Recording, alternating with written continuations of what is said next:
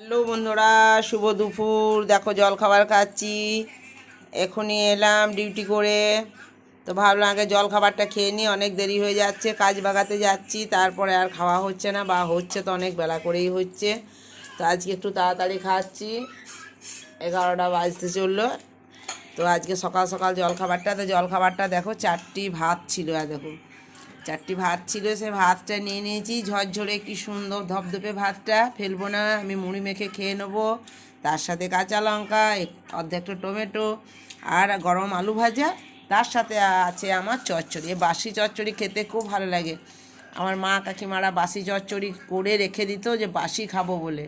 তখন তো ফ্রিজ ছিল না, এমনিতেই ঢাকা দিয়ে রেখে দিত চচ্চড়ি, তাই কি সুন্দর লাগতো।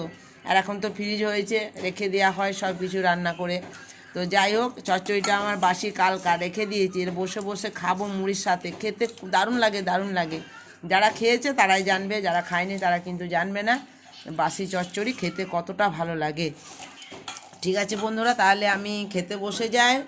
হ্যাঁ, আমার এই জলখাবারটা যদি ভালো লাগে অবশ্যই লাইক কমেন্ট করবেন, আর এই ভিডিওটা আমার অবশ্যই দেখবেন। তাহলে এখানে রাখি, জলখাবারটা খাচ্ছি, খুব খিদে পেয়েছে।